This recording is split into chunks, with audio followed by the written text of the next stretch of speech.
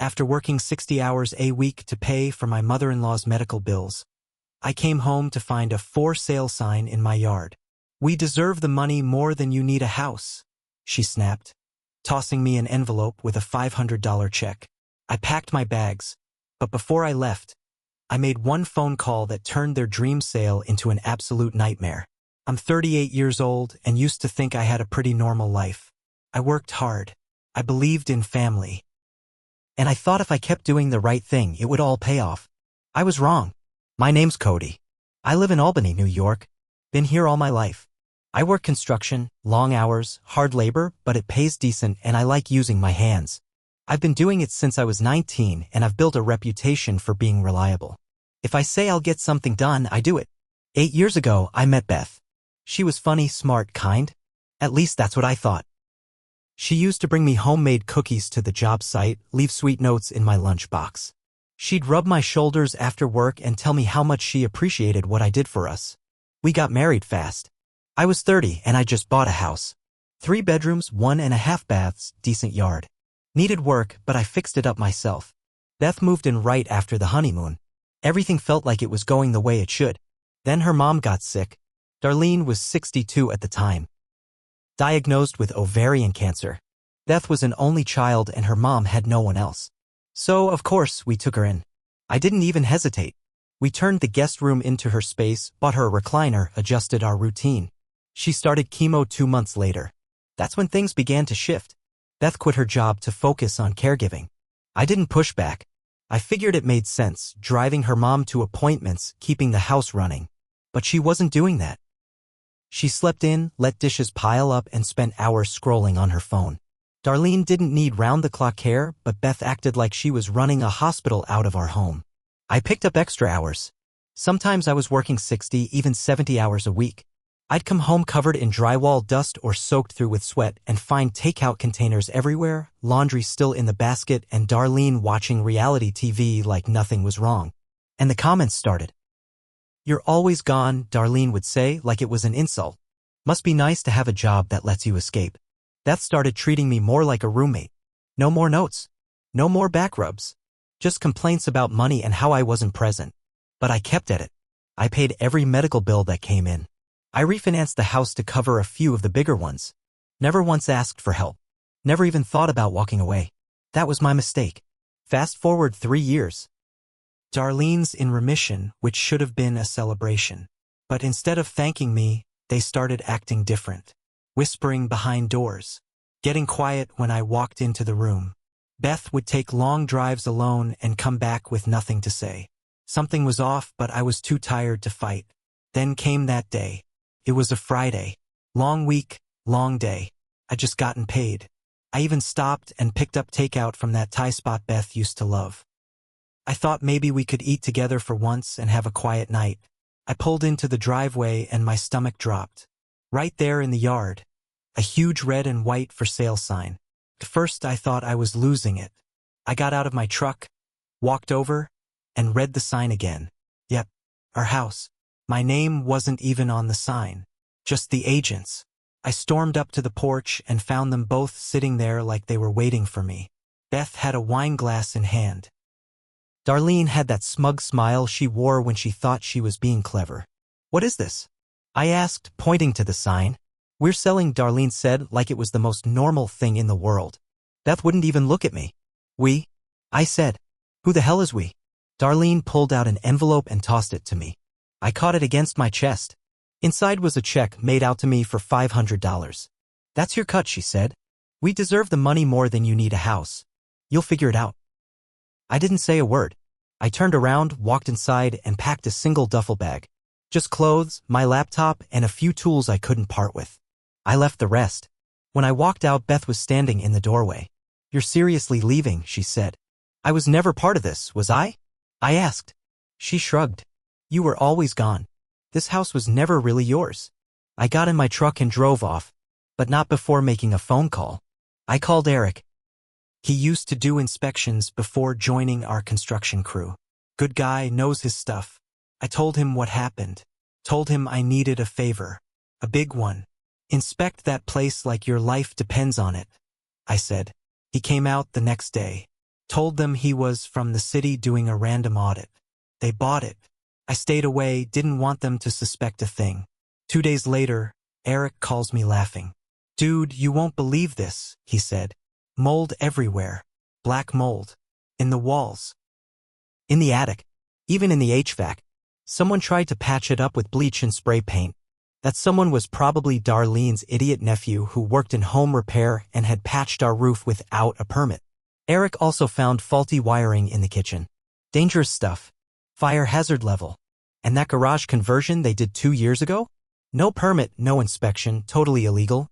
He put together a full report. Photos. Notes. Expert documentation.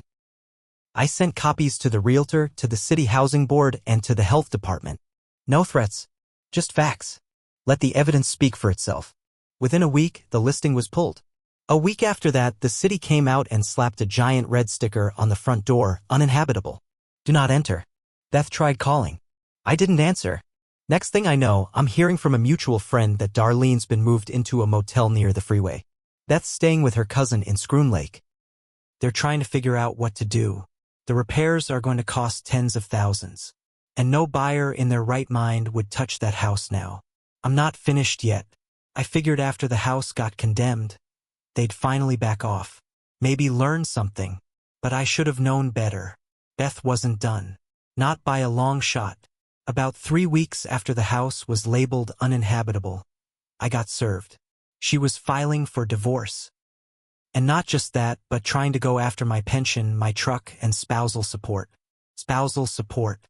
She claimed she had sacrificed her career to care for her mother, and that I'd left her with nothing. She made herself out to be the victim. Painted this picture like I was some heartless husband who just up and abandoned his sick wife and her ailing mother. I sat in my apartment, holding the paperwork in my hands, shaking with anger. I worked 60 hours a week for years to support them. Paid for everything. Sacrificed my time, my body, my peace of mind.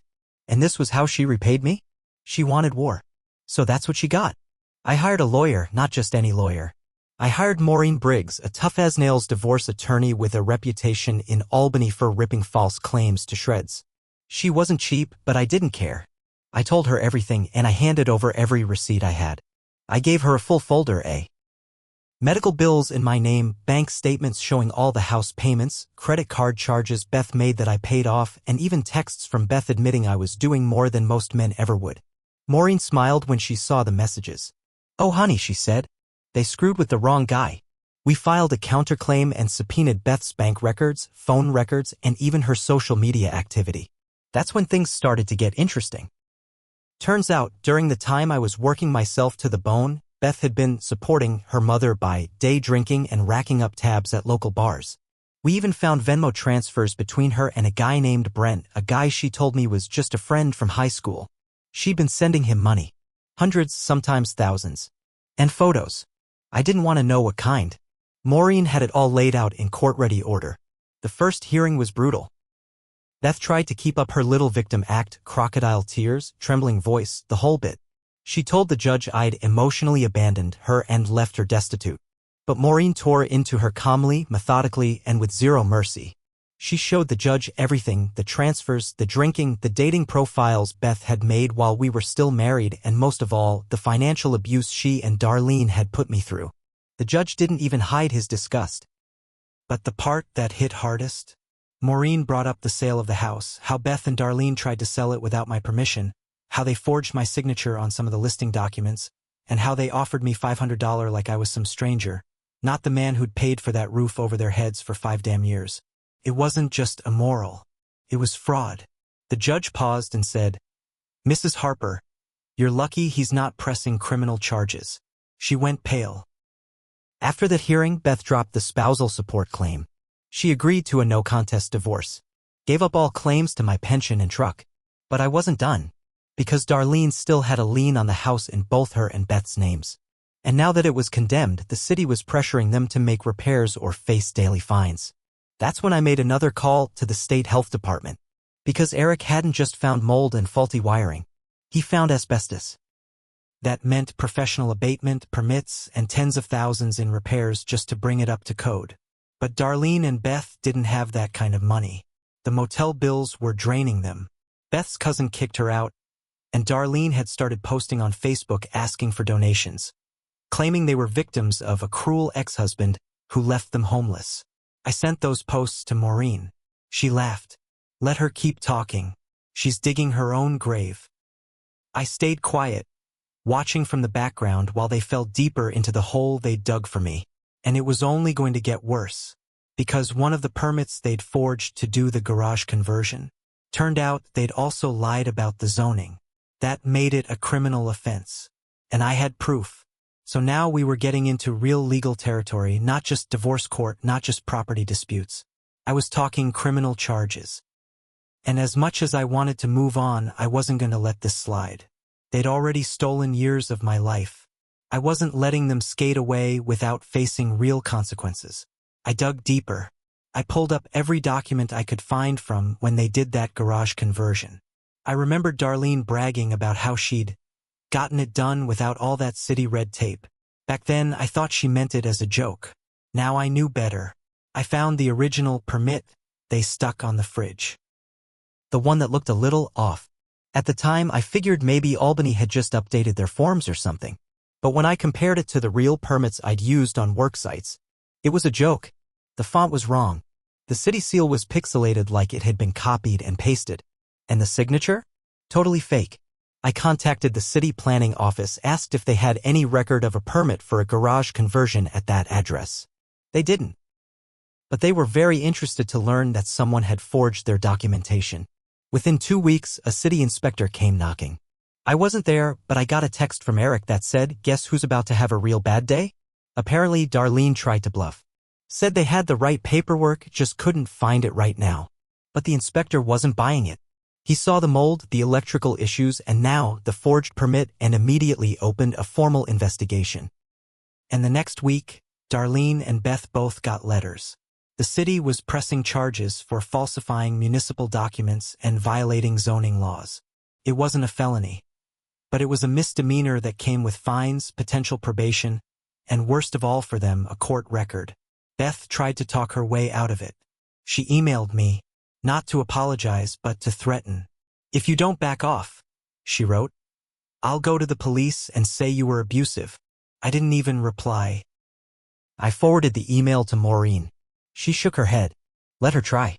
That's witness tampering and intimidation. We filed that with the court too. Now Beth had a record of threatening legal retaliation in writing over something that was her own doing. But I still wasn't done. There was one more twist I didn't see coming until a buddy of mine from the electrical union gave me a heads up. He was doing some side work for a flipper who'd bought a condemned property in Albany. And guess whose name came up on a list of people trying to buy another house under someone else's name? Beth and Darlene. They were trying to buy a fixer-upper in a nearby town, Watervliet, using some guy's name, a family friend who had good credit. The plan was to let him buy the house on paper, but they'd live in it and fix it up using what little money they had left. Only thing was, they didn't know this friend was already in serious debt and his credit score had tanked the month before. When the loan fell through, the whole scheme came out. Now they had a fraud investigation on their hands. I heard through the grapevine that Beth was begging people for loans. Darlene had taken out a payday loan to cover the motel bill and couldn't even afford her meds anymore. They were spiraling fast. And the best part? The house, my house, was still sitting there. Empty. Falling apart. Not a single buyer would touch it. Every time they tried to relist it, I made sure the new inspector got a full file from Eric. Mold. Asbestos. Illegal renovations. Permitting violations. Criminal complaints. It had become unsellable. I'd turned their escape plan into a trap they couldn't walk away from. But I wasn't quite at the finish line yet. It all came crashing down 6 months after I walked away from that porch. By then, Darlene and Beth were completely screwed. They'd racked up over $40,000 in fines and emergency repairs, most of which they couldn't even start because of the black mold and asbestos. No bank would give them a loan, no buyer would go near the property, and their credit was shot to hell. And that little fraud case? Yeah, that blew up too. The guy whose name they tried to use to buy the Watervliet house? He flipped. As soon as investigators came asking questions, he told them everything. How Beth promised to take care of the payments if he signed on as the buyer, how they planned to use a forged employment letter to get the loan, How she even drafted a fake lease to make it look like he was renting the place. It was all laid out, clear as day. And it turned the civil mess they were in into something way more serious. They both got charged. Beth took a plea deal. Fraud and attempted identity theft. She didn't do jail time, just probation and a hefty fine. But now she had a record. Darlene, on the other hand, wasn't so lucky. She tried to play dumb, but too many emails, too many texts tied her to the plan. She got sentenced to 6 months house arrest and a 5-year probation. At her age, that was basically a slow suffocation. She hated being confined, hated being watched. She lost what little control she had left. Meanwhile, that house I worked myself half to death to pay for, was condemned beyond saving. The city finally seized it after Darlene couldn't keep up with the violation fines. And once it was officially city property, they bulldozed it. Gone. They didn't even get a chance to collect what was left inside. I stood across the street the day the excavator came in. Watched the walls crumble. Watched the roof cave in. I didn't smile. I didn't cheer. I just stood there, arms crossed, feeling nothing but silence in my chest. That house had been my dream once, and they turned it into a curse. As for me, I didn't walk away clean either. I burned out. Working that much, for that long, broke something in me. I ignored the signs for too long. The chest pain, the fatigue, the quiet anger I never talked about. 6 months after the dust settled, I had a panic attack on the job site. Thought it was a heart attack. Woke up in the ER with tubes in my arm and a nurse asking if I had any history of stress-related illness. I didn't, but now I did. I took a step back after that. Took a job as a building inspector, lower pay, less hours, but I sleep at night now. I live in a small apartment outside Troy. It's quiet. I fish on weekends. I read more. I talk to my brother again. Sometimes I still wonder if I did too much. If maybe I should have just let the house go. Let them win and walked away. But then I remember that look on Beth's face when the judge read the charges. Or the way Darlene went white as a sheet when they pulled the sign off the lawn and taped that red warning to the door. They didn't just betray me. They tried to erase me. So yeah, I pushed back. Hard. Maybe harder than I needed to. But they picked the wrong man to screw over. I didn't just survive what they did. I buried it. And I made damn sure it wouldn't rise again.